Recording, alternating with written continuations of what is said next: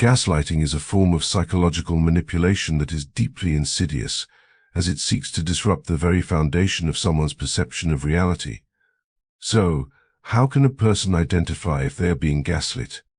At its core, gaslighting is a strategy employed to establish and maintain control and power within a relationship.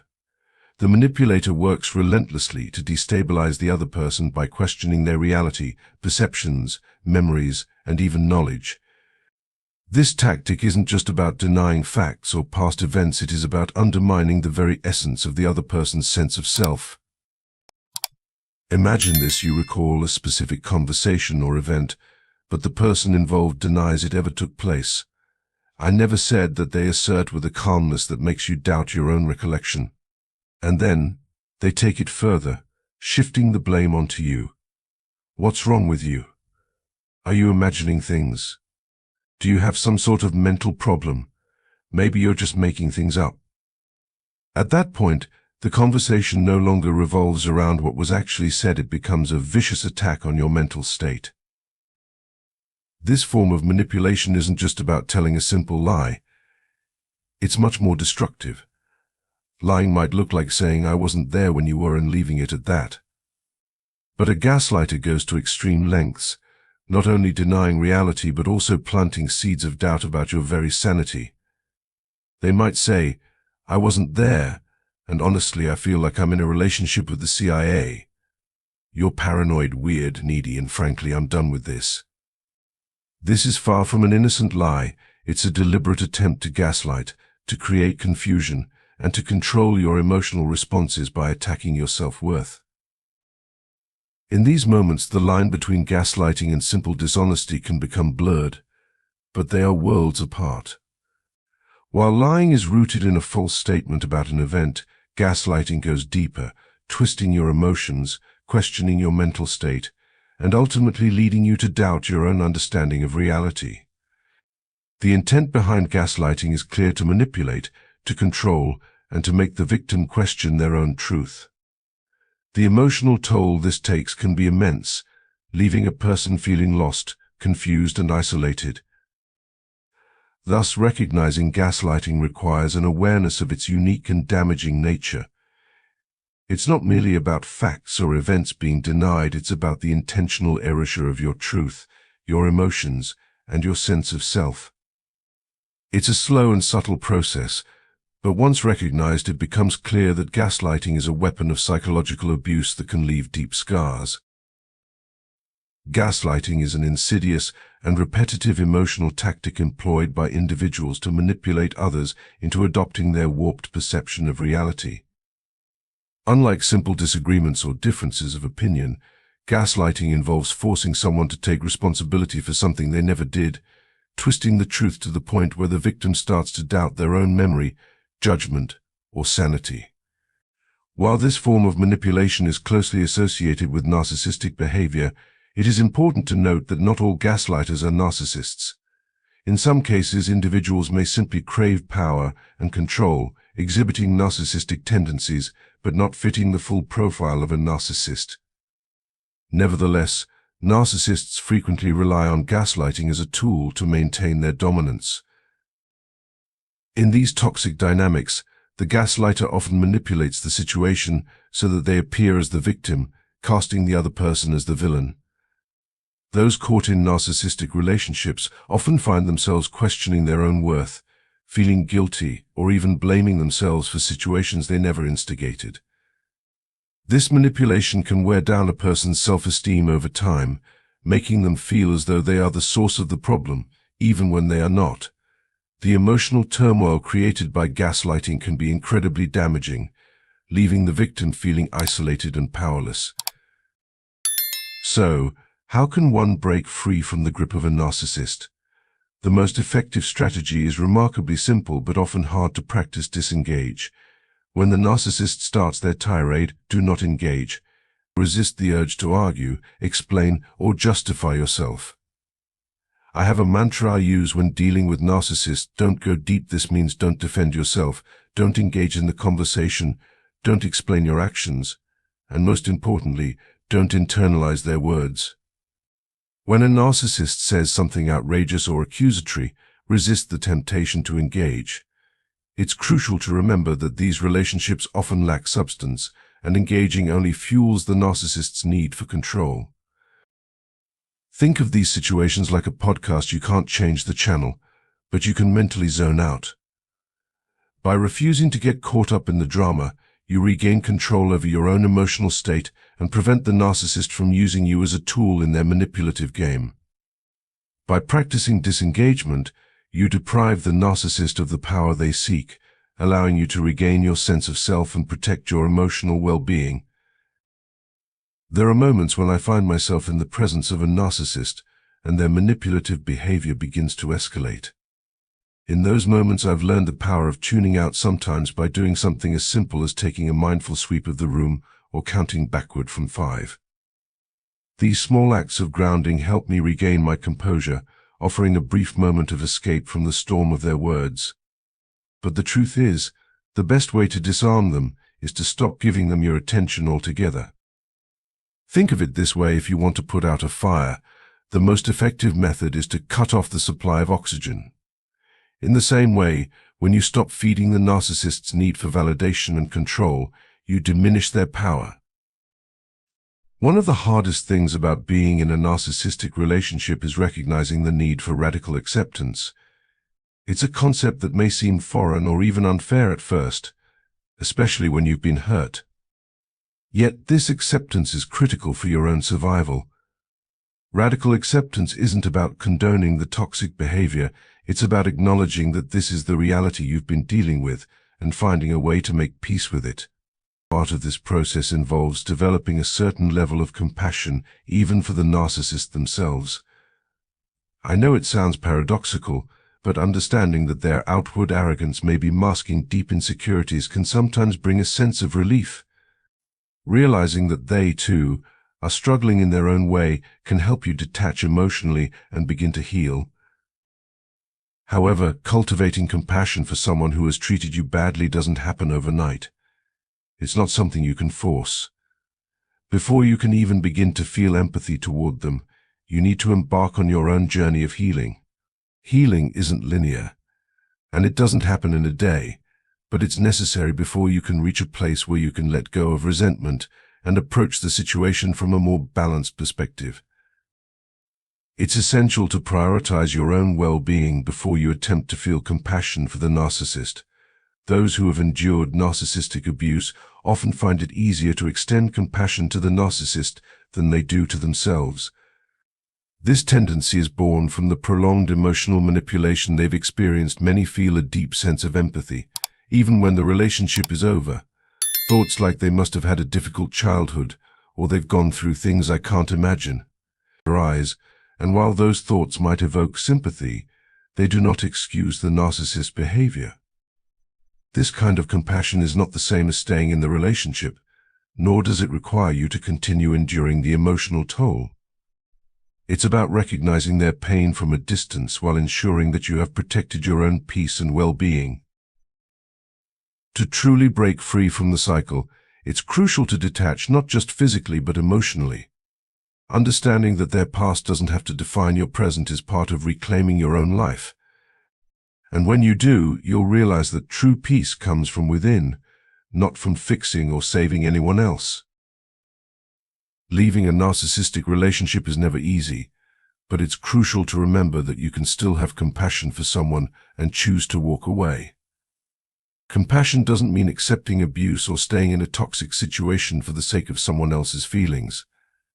In fact, staying with a narcissist can often mean becoming a constant source of narcissistic supply, feeding their ego at the expense of your own mental and emotional well-being. It's okay to disengage. It's okay to step back and allow them the space they need to seek help if they ever choose to. The guilt that comes with leaving can be overwhelming, especially since narcissists often react with tantrums or dramatic outbursts when they feel rejected or abandoned. But in moments like these, it's important to pause and ask yourself, what's the alternative? Staying trapped in a cycle of psychological servitude forever, allowing your worth to be defined by someone else's manipulation and abuse? The answer is clear, even if it's painful. Sometimes, leaving is the only path toward reclaiming your peace, your dignity, and your freedom. It's vital to understand that leaving doesn't mean you lack compassion. You're not abandoning them, you're giving them the opportunity to confront their own issues without your involvement. If a narcissist promises they'll change, don't hold your breath waiting for it to happen. It's okay to walk away and give them the space to work on themselves. For those who feel trapped and unable to leave, radical acceptance becomes a crucial tool. You may not be ready to leave yet, but by accepting where you are, you can start the process of finding a way out. There is a blueprint for those who feel stuck, one that involves acknowledging your own needs and taking small, brave steps towards healing. When you do decide to leave, understand that the process won't be smooth. It's rarely calm, and the narcissist's reaction will likely be volatile. They will not take it well, and they may lash out in ways that feel impossible to handle. This is why it's essential to have an exit strategy in place. Therapy can be an invaluable resource before making the decision, helping you prepare emotionally for the inevitable fallout. Do not try to work things out while still living together, as this can lead to more confusion and manipulation. In long-term relationships, some may suggest couples therapy, but tread carefully. If the therapist doesn't understand narcissistic behavior or doesn't specialize in it, they could inadvertently make things worse, reinforcing the narcissist's hold over you. Therapy is a tool, not a solution for saving a relationship with a narcissist. Support is paramount when leaving a narcissistic relationship. Before making any decision, build a strong network of people who will stand by you, friends, family, or a trusted therapist. Know that the process will be challenging, and you'll need their encouragement and understanding. There will be a fallout, and it may be messy and emotionally draining. But sometimes, the messiness is the only way forward.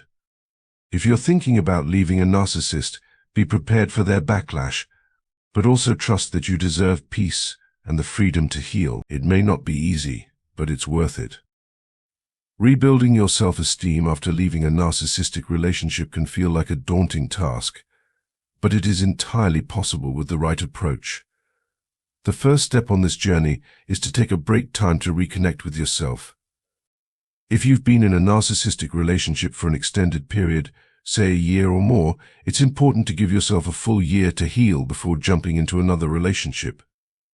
This break should be free from romantic entanglements, no sex, no dating, just you, focusing on yourself. It's vital to allow this time to break free from the trauma bonds that have shaped your perception of love and self-worth.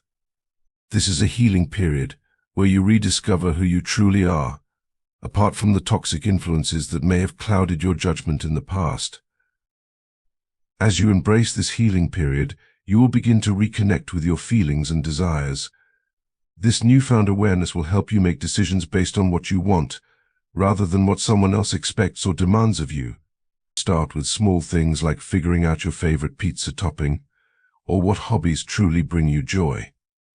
The goal during this time is to tune into your own preferences and desires, allowing your sense of self to emerge from the fog of the past.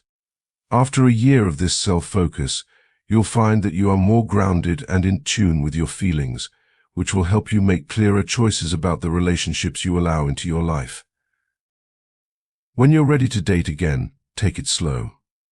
In fact, move at your own pace, don't let anyone else rush you.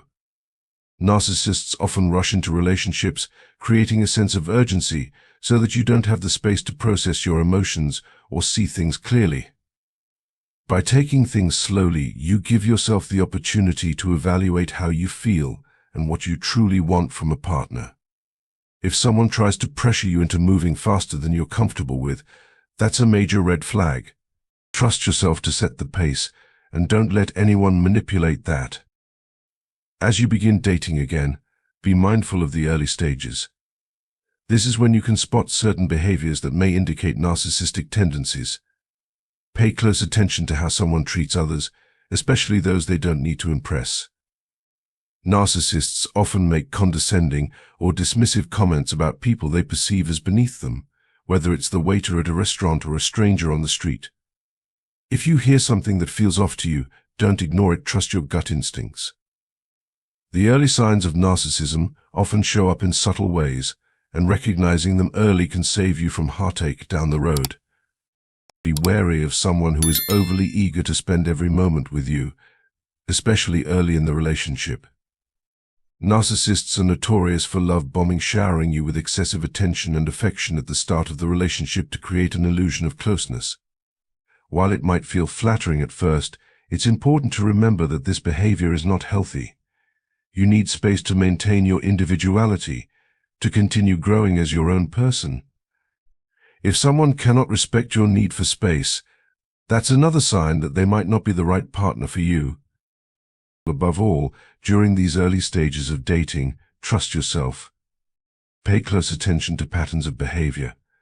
If someone is making harsh judgments about others, trying to control the pace of the relationship, or acting in ways that don't sit right with you, don't be afraid to walk away. You have the power to protect your peace and your emotional well-being.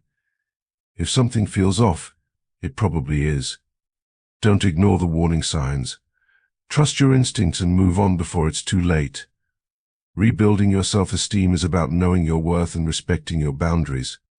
By taking your time and listening to yourself, you'll set the foundation for healthier, more fulfilling relationships in the future. Attachment styles play a significant role in how we approach and navigate relationships. People with anxious attachment may jump into relationships quickly, but they won't react with rage if their partner needs space. Instead, they may feel a sense of sadness or insecurity, but they will generally respect their partner's boundaries. Narcissists, however, react very differently. When their partner expresses a need for space, they tend to react with anger and threats of abandonment. The difference here is crucial. Anxious individuals may feel discomfort, but they won't escalate the situation, while narcissists will manipulate, control, and threaten. It's important to recognize how you might respond when you start to set these boundaries with a narcissist. More often than not, they will lash out and say hurtful things. This is the moment where you must have a solid plan in place, even if it means taking the first step by seeking therapy or confiding in someone who understands the depth of narcissistic abuse. Whether it's through therapy or simply taking space, you must prioritize your mental health and protect yourself from the manipulative onslaught. If you live with this person, you'll need a clear exit strategy. This isn't the time to talk things through while remaining in the same environment. It could be as simple as staying at a friend's house or reaching out to family for a safe space. The key here is preparation. Your emotional safety comes first, and setting boundaries requires a clear, decisive course of action. For those who've been in these relationships for a longer time, it's common to feel the pull of giving things one last try, perhaps through couples therapy. But this decision is tricky. Not all therapists are equipped to handle the complexities of narcissistic abuse. Many couples therapists mistakenly believe both partners are equally at fault, which is not the case in these toxic relationships. A therapist who doesn't fully understand narcissism can end up making things worse, adding confusion and pain instead of healing. If you do choose to try therapy, ensure it's with a professional who truly understands narcissistic dynamics. A solid therapist might offer a way out, or at least the peace of knowing you tried. But even then, therapy is unlikely to lead to the changes you're hoping for. This is why having a support system, whether through therapy or trusted friends, is essential. Navigating an exit strategy is hard, but the emotional support you have in place will make all the difference as you prepare for the emotional challenges ahead. I once worked with a woman who, in preparation to leave her narcissistic partner, said, "I just don't want it to be that bad when I leave." I had to be honest with her. It's going to be that bad. If you're waiting for an easy exit or a smooth transition, you'll likely stay stuck in this toxic relationship for much longer than you should. The reality is, leaving a narcissistic partner is messy. And there's no perfect time to do it. It's like merging onto a chaotic freeway where everyone's out for themselves, and you'll need to fight for your spot. There's no ideal exit strategy. It's about being realistic and prepared for the emotional cost. Understanding this process will help you brace for the inevitable difficulties that come with leaving. Having solid support, a realistic mindset, and the determination to follow through are essential to breaking free. Rebuilding your self-esteem after leaving a narcissistic relationship is a slow, intentional process. The first step is to reconnect with yourself. If you've been in a relationship with a narcissist for an extended period, whether it's 1 year or many, give yourself a full year away from romantic involvement. No dating, no sex, nothing. This time is critical for healing. During this year, you'll have the space to process trauma, disentangle from the bonds created by the narcissist, and re-establish who you are. It's a solo journey, and it requires you to focus entirely on yourself. One of the most profound aspects of this healing period is rediscovering your personal preferences, things you may have forgotten or lost. People who come out of narcissistic relationships often find they've lost touch with their own desires. They don't know what kind of pizza they want or what temperature feels comfortable, because every decision in the relationship was dictated by the narcissist. Taking time to explore your own likes and dislikes, to relearn what makes you happy, is a vital part of this healing process. What do you want on your pizza? It might sound trivial, but it's an essential question to ask yourself. This year of self-discovery will help you rebuild your confidence and self-awareness, setting a strong foundation for when you're ready to let someone new into your life. By the time you're emotionally ready for a new relationship, you'll have a clear sense of who you are and what you want. When the year comes to a close, it's important to understand that rushing back into dating isn't the answer. You don't have to delete every dating app immediately, but if you happen to meet someone who seems promising, it's essential to be honest. You might say something like, "I'm coming off a past relationship and I'm taking time for myself. We can be friends, but nothing more." If they respond with, "I'm not waiting for you," then it's clear they're not the right person. That year of healing is vital. Some might argue that if you were with a narcissist for just a few months, 3 months off should suffice. But the truth is, it's not about how long the relationship lasted, it's about the emotional toll it took. If the relationship lasted over a year, you need at least a year to truly heal. I like to call this process a cleanse. It's a necessary period to clear their voice from your mind and restore a sense of self. For some, a year may not be enough. Many of my clients, after beginning the healing journey, find themselves spending 2 to 3 years working through their emotions, addressing the trauma, and rediscovering who they are. Healing is more than just recovering from the narcissist. It's about finding a healthy relationship dynamic, shifting patterns, and altering how you perceive relationships. So what happens when you're finally ready to date again? What's the best way to ensure a healthy re-entry into the dating world? The key is to use your time off wisely. During this break, you're not just waiting around, you're excavating yourself. Think of it like an archaeologist at work. They don't simply use large tools to dig a hole and hope for the best. Instead, they use delicate brushes and fine tools to carefully unearth ancient treasures. This is how you should approach your time of healing. It's an excavation of your true self, figuring out your boundaries and understanding what makes you feel safe and what doesn't. We aren't always taught to do this kind of self-discovery, but it's essential for moving forward with clarity. When you re-enter the dating scene, the goal is to proceed slowly. After a date, don't just rush home and fall into bed. Take time to reflect on how you're feeling. How does your body respond? How do your emotions settle after the encounter? What thoughts are running through your mind? It's crucial to sit with these feelings and not rush past them. People who give themselves the space to heal and re-individuate tend to make better choices in relationships. They are more likely to recognize when something isn't right and walk away before getting too involved. It's normal to overcorrect in the beginning, but that's far healthier than falling back into old, unhealthy patterns. This process of self-reflection and slow progress is key to ensuring that your next relationship is grounded in who you truly are, not who you used to be. As you start dating again, you'll quickly learn one of the most valuable lessons: the art of compromise. It's easy to mistake someone's preferences for a power struggle, but in reality, if someone says they're not in the mood for Mexican food, it's simply about their personal taste at that moment. It doesn't mean they're trying to control you, it's just their choice. This is where understanding and compromise come into play.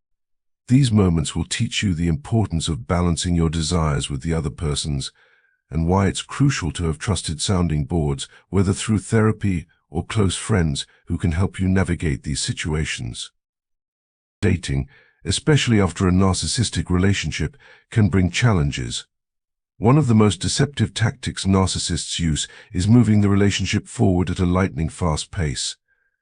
It often feels like an intense whirlwind where, just a few weeks in, you're already hearing talk of engagement.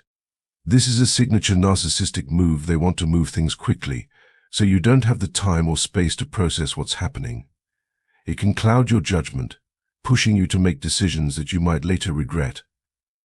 If someone you're dating pressures you to rush things, it's similar to a high-pressure sales pitch. Everything happens so quickly, you're more likely to make poor choices. In these situations, it's important to stand firm and say, "I need to take things slow." If they react defensively, questioning why you can't move faster, that's a red flag. It shows they may not respect your boundaries, which is a clear sign that they might not be the right person for you. Another red flag in dating is when someone disrespects your need for space and time. If they can't understand your desire to slow things down, it's a sign that they're more concerned with controlling the pace of the relationship than respecting your emotional boundaries.